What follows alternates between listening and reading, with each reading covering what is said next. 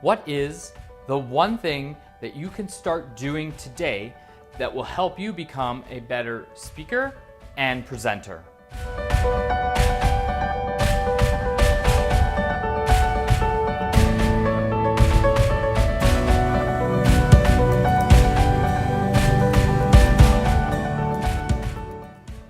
Hi, I'm Tim Barnaby. I'm your certified world-class speaking coach. I help business professionals speak, lead, and succeed in their careers, their communities, and their lives. Today I want to share with you the ABCs to creating your next speech. Now, have you seen the movie Glengarry Glen Ross? It's an older movie, older for certain people that may be watching this video anyway. I believe it was created in the 80s or 90s.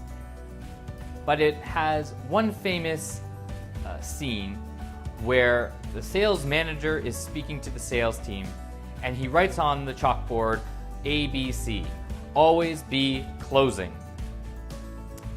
And it's a movie about inspiring people to continually go out and sell, always be closing your next prospect. From a speaking perspective, I want you to think of it in terms of always be creating. Always be creating a story. Always be creating a speech. Always be creating an experience.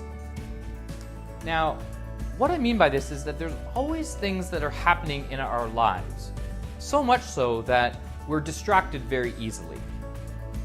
People are starting to think that humans are getting attention spans less than a goldfish based on the fact that we're constantly on our phones and that we're always multitasking and that we can't keep our minds straight for more than a few seconds. So we miss these opportunities. We see things that go on around us, whether there are just moments where we had a learning outcome, whether we heard something funny or we experienced something funny, whether we got through an obstacle of some sort, that they are learning outcomes for us to be able to incorporate into our speeches and presentations. And yet, we never take advantage of it because we can't recall when it happens. So what can you do? Well, I use a program on my iPhone called Evernote. And it allows me to capture notes and put them in specific folders. I have a folder for some stories. I have folders for speech topics. I have a folder for lines that I think might work in a speech from a foundational phrase perspective. And I have all of these so that when something happens in the moment, it's very easy for me to just grab my phone, jot down some notes, and come back to it later. Now, admittedly, you have to know yourself in terms of what the amount of note-taking you need to do. I have a few notes in my Evernote folder where I'm looking back at it and thinking, what the heck does this mean? And I didn't write the date and I didn't write, what was happening in the moment. So it's just something on paper, or at least in my tablet and my phone right now, that I'm just staring at every once in a while going, I really am struggling to know what it is.